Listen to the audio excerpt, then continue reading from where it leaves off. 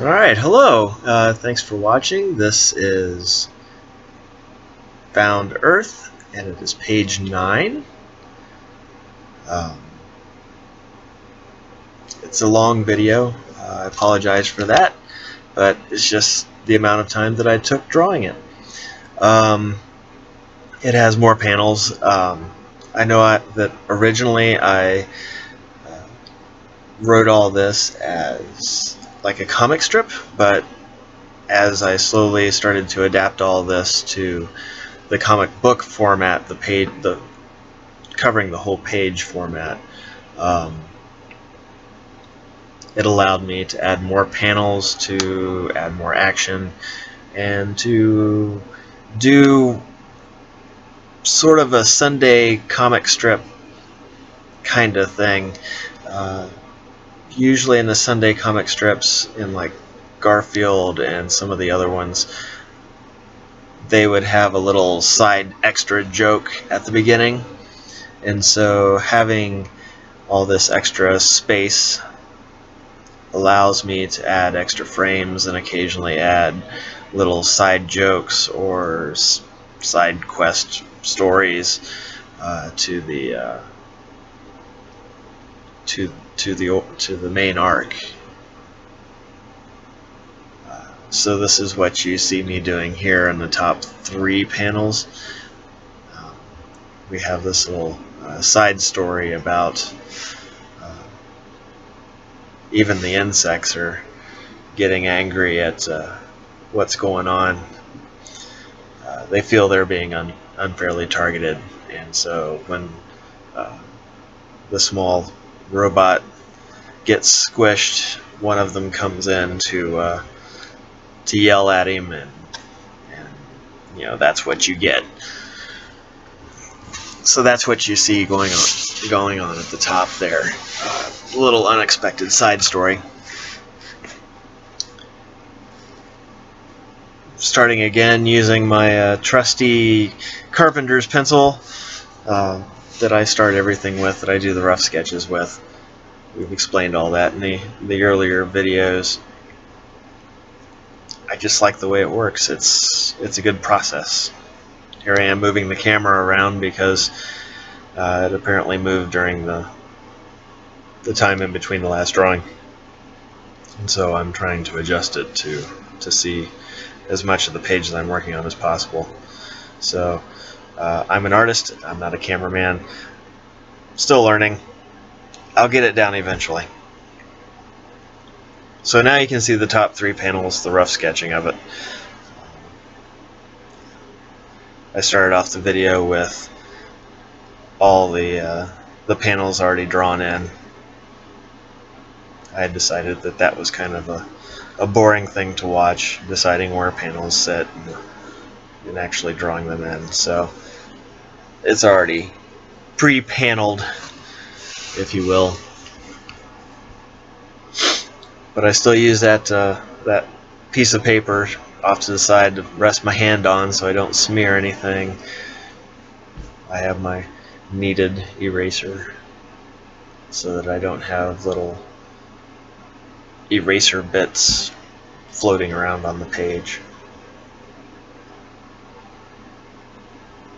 I was going to do some subtitles for this video, but I thought it would be easier to just talk and maybe share some stuff that way. I was trying to find some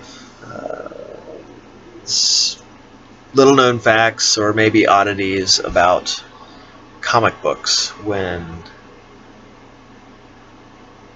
I was doing the research for the subtitles that I was thinking about putting in.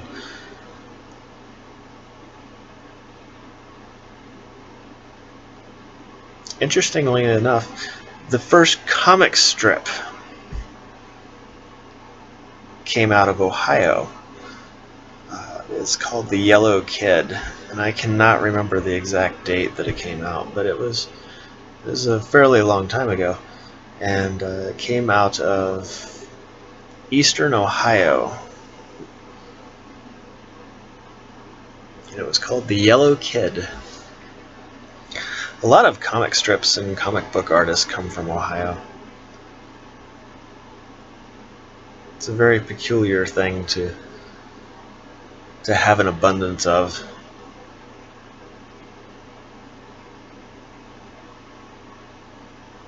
See, there I am going over shapes and things to work out. I have the rough sketches, the thumbnails off to the side as always, and so I like to use that piece of paper to work out things before I try to put them onto the main page. It tends to make the whole process go easier. Again, keeping it nice and big and in bulky, funky shapes, just getting the gestures down with the carpenter's pencil. You can see the size of that lead. It's huge. There is no way to get terribly detailed in that small of a space with that large hunk of lead. And that's why I like it.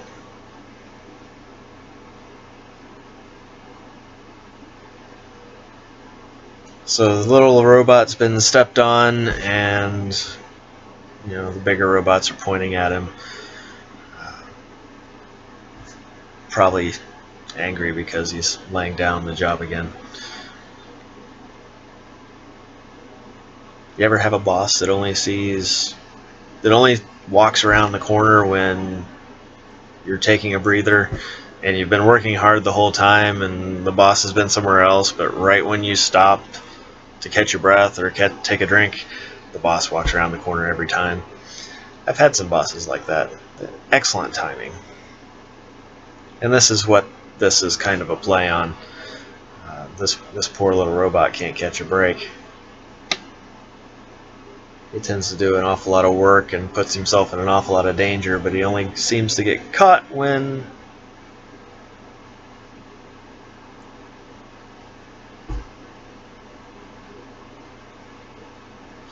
so they're doing all the still poking that little lizard, even though it's passed out. They don't know what's wrong with it. Another comic fact, the font Comic Sans, which apparently people hate. I don't understand. It looks okay. It reads fine. I don't understand why people don't like it. Apparently, in my research on the internet, so take it for what it is, Comic Sans comes from the handwriting of Warren Ellis or somebody to that effect. It was from the Watchmen comic book in the 80s, written by, I believe, Alan Moore.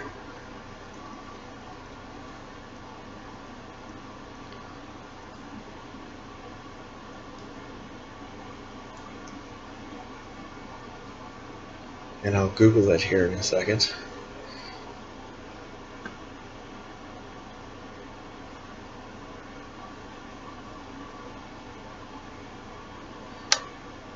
Who made the Comic Sans font?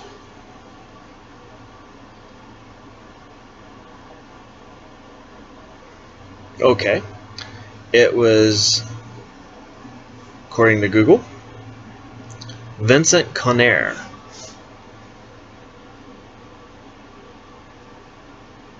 It was based off of the writing of old-fashioned comic books. It is apparently the most hated font and the most loved font, so I guess I fall under the loved font. I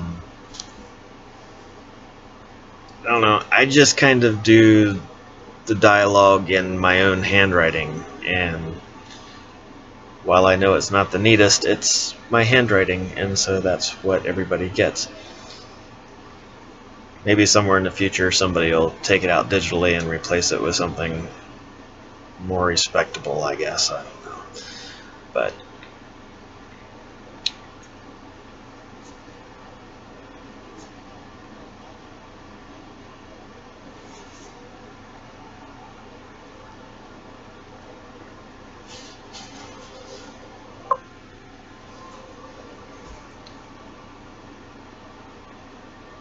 So moving along, this particular page has an awful lot of panels. There was a lot of story to tell. Once I started breaking apart what everything was happening and spreading it out a little bit more, it expanded, it grew. I don't know, 1, 2, 3, 4, 5, 6, 7 panels. And this is from an originally written 3-panel comic strip. So, well, you have the side story up there on the top that just kind of leads into it. It's a little extra funny or tragedy, depending on how you look at it. My humor's weird, and you're watching, so I'm guessing your humor's weird too, and we all get along great, and it's fantastic. Weird humors unite. So this comic takes forever to draw.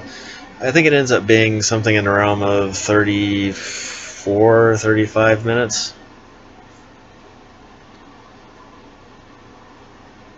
This one took a while, and I think a lot of it was just getting all the characters to mesh together in the same dimension and trying to find the right angles and making the characters interact with each other a little bit more physically.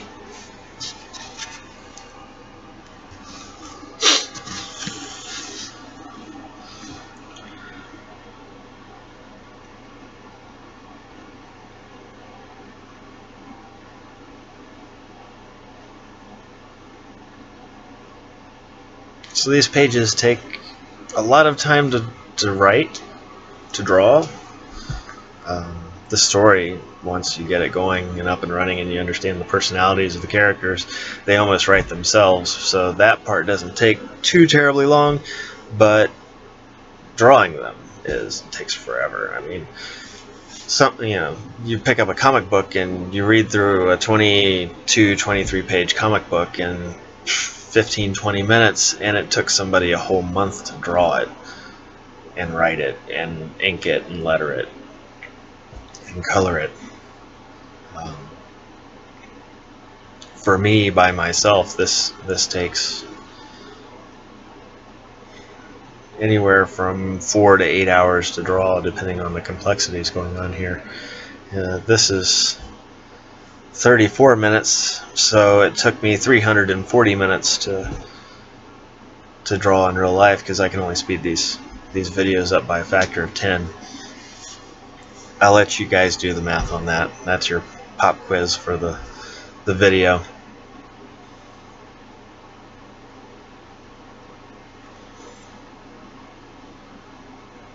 Had some difficulties with this video. There was the dinosaur tail I did not like, and so I got stuck on, and I fell into the trap of overworking it. And I know I did it, and I knew I did it the minute I started to, but I couldn't let it go the way it was, and then I worked it too far, and then I tried to pull it back, and I wasn't happy with that part. I was happy with the rest of the page, but you know how when you know something's wrong and you can't do anything about it and it sticks out to you? That's what that was like for me. So I had to learn to let it go. And sometimes that's what you have to do as an artist, is learn to just let some of the stuff that didn't come out quite right, and you know you could fix it if you could take the time to do it, but you have already put in so much time and you need to get on to the next thing. You need to get the product finished. And so it falls under the adage of finished, not perfect, which is a very good motto for somebody who wants to make product to work by, because I could spend years trying to perfect this page and make it look like Jim Lee drew it, or Todd McFarlane, or somebody who's been at this for decades. I could spend decades making this look like that, or I could get it made so that it could be a product to entertain you and get it out there and move on to the next thing, because I have more stories to tell. It's not just this one, I have other stories to tell as well, and so I need to get this product done and out there.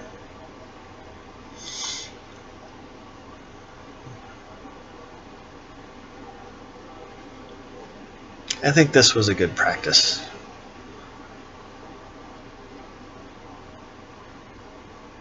Product. This is my first attempt at a book, at a comic book.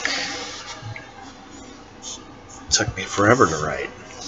I think a lot of it was I was down on myself, thinking that it wasn't good enough, or that nobody would like it, or that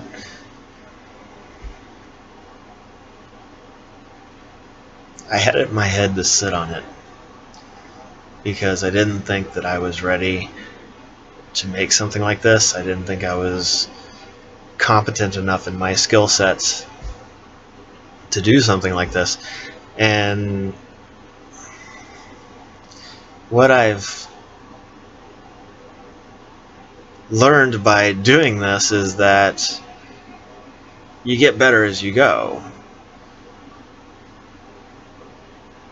And I had forgotten, and then later remembered by going to a secondhand bookstore, that the Charlie Brown characters and the Garfield characters did not look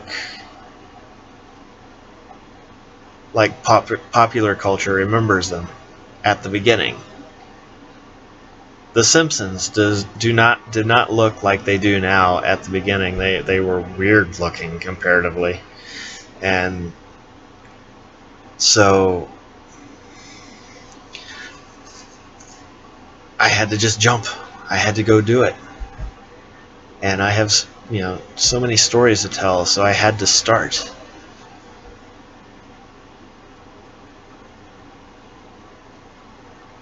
So there I am with my plugging away at it, just keep moving forward. The inking goes a lot faster now with the pens. As much as I liked using the dip pen, the calligraphy pen, it was just taking so long, and the results for it were great. However, time is a factor. Time is an issue, and so sometimes you have to sacrifice some things to get stuff done.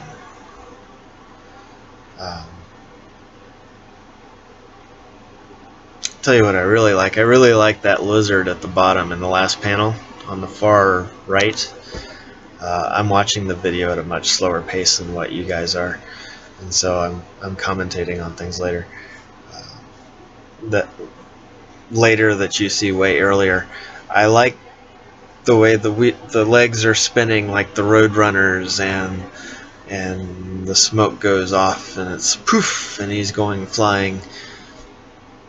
I really enjoyed doing that, the callback to those Saturday morning cartoons that I enjoyed as a kid, and I'm trying to bring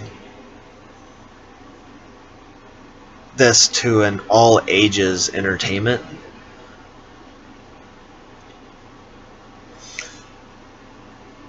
We had an experience with one of our kids.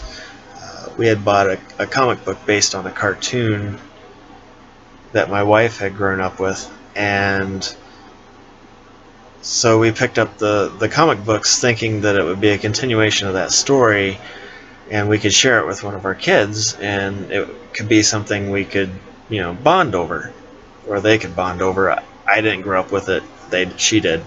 But we got into it, and I guess what had happened is people that had grown up watching it wanted to make it relevant to their age or entertaining to their age, and so there were I guess, cursing and mature themes going on in what was a children's cartoon in the 80s. And it was really disappointing that, because the standards of stuff that we allow our kids to be entertained by, we couldn't do it because somebody had made it for grown-ups, and it was supposed to be a children's thing. So I'm trying to make at least this. I have a couple of other stories that, I have a couple other stories that are going to be for kids as well, all ages, and able to do that. And so I want to. I don't think comics are for kids anymore, and that's disappointing to me. Yes, I have some adult stories I want to tell, but I'm disappointed at the scope of children's stories available today in comics. I mean, you have your Disney stuff, but for the most part, the superhero stuff isn't really for kids anymore. I mean, Superman doesn't hit somebody and it goes pow, and at the end of it there's like a moral or a lesson,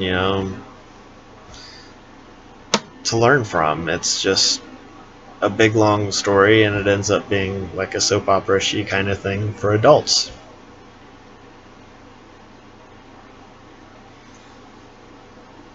And while it's entertaining for me, it's kind of disappointing that I can't really share some of these really cool stories with my kids because they're not really for kids. I know I was going to go off on some useless or weird or kooky facts, but I got caught on a tangent, so maybe next time,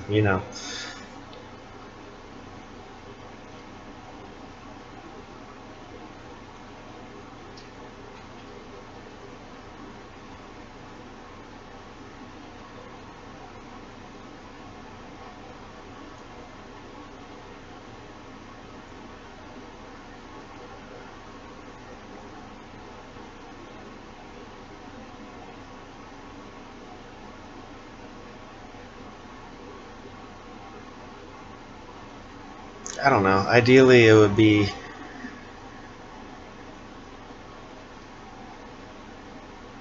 a bucket list thing, I guess. It would be it would be cool to have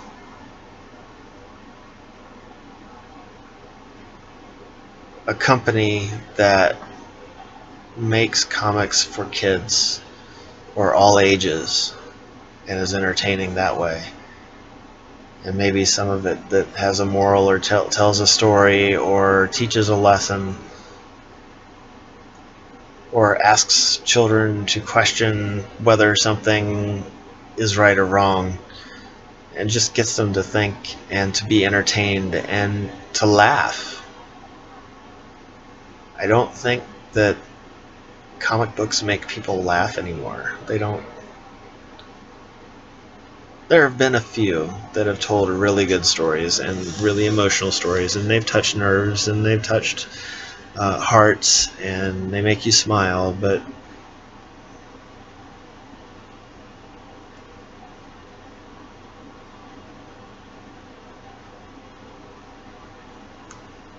it's a comic strip at its heart, so I'm hoping that it touches people the same way that a comic strip will.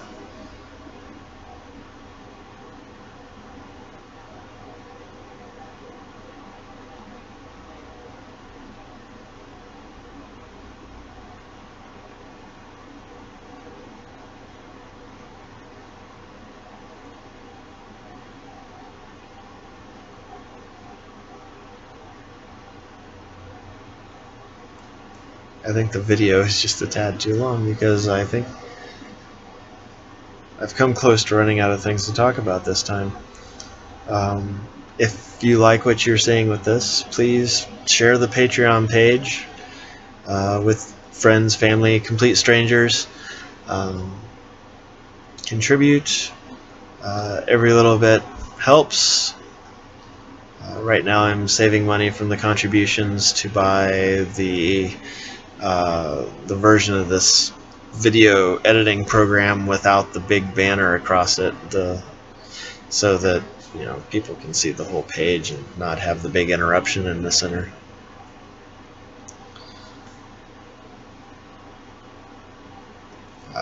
I've also have stuff on Instagram.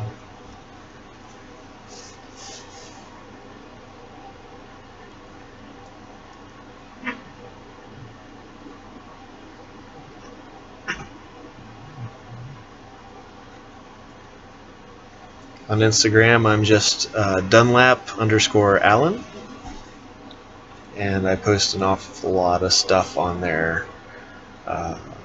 Most of my non-comic strip comic book art goes on there. I do a lot of outside drawing. As these videos become public and I get further into it, I will probably start putting the finished pages on Instagram. But if you want to support the art and keep it going and keep encouraging the creation and so on and so forth, please go through the Patreon, do it that way. Help support Patreon because they're doing a good thing for artists. Go to YouTube, www.youtube.com/dreamofart and the number 1, all one word, and that's where you'll find the long versions of these videos, and after a while the short versions of these videos, and share those with your friends and point them towards the Patreon and point them towards this and point them towards the Instagram, and just, it's encouraging to see people that like this stuff, and so it helps encourage the further making. And it's kind of like when you're done singing a song, you hear the audience clapping at the end. It's like that for an artist to see the numbers go up. I don't do it for the numbers. Really, this is just something that has to come out of me, and it makes me happy to do it, and it's where I get my enjoyment, making these pages, making artwork, and telling stories. But it's also kind of encouraging. It's an ego booster, and I'm not too proud to say that. I'm not ashamed to say it either. It is ego boosting, to realize that people like your stuff. I think it's encouraging to everyone. That's why they have the like buttons on Facebook and the little heart thing on Instagram and so on. I think we're nearing the end of the video here. It's we're at the 28-minute mark or so, 29-minute mark, and there's 35 minutes left. I want to thank you for watching it all the way through. I know it's long. I apologize. I will do my best to try to make these things shorter. Maybe when I buy the paid for registered version of this program, I'll be able to speed them up a little faster, and so maybe I can break this down to maybe 10 or 15 minutes every time, rather than the random one going for 33 minutes or the random one going for 28 minutes or so. I have a couple of patrons at this point, and I'll take this opportunity to thank both of you, Scott and Matt. I really appreciate it. It was really encouraging to have that right there at the beginning. Building an audience is a slow process. It takes a while. It kind of has to grow organically. I could spend time marketing and really pushing it, but then that time wouldn't and energy would not be spent towards making the actual product, and working full time and trying to sleep and raising kids full time and being a husband and all the other stuff. That stuff needs to happen as well. So this is going to be a slow process, but it's going to be a process that happens, and I hope that you will all join me on this journey, because I want to see where it goes. I want to make lots of books. I do. I have lots of different stories to tell, and not just with these robot guys. I have stories to tell about all different kinds of characters. I don't want to give anything away, because the surprise is half the fun when you get to them.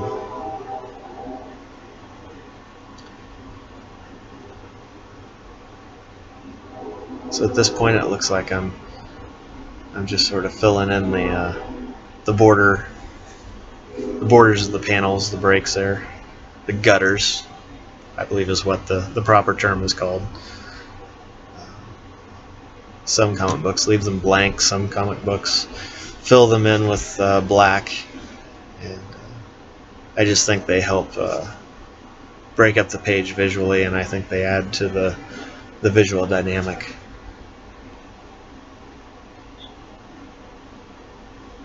Because remember, it's in black and white, and I also want it to be a coloring book too, and so that gives a definite border for kids if they want to color.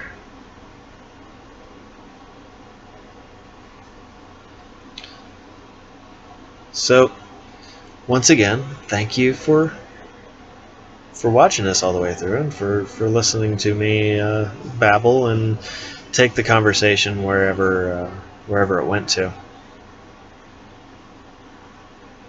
And I will see you, well, I won't see you, but I will post again next week and talk to you over the next video, page 10. And hopefully we'll keep this going, and it'll be fun, and people will enjoy it, and we'll see what we can do. Thank you very much, and have a good week.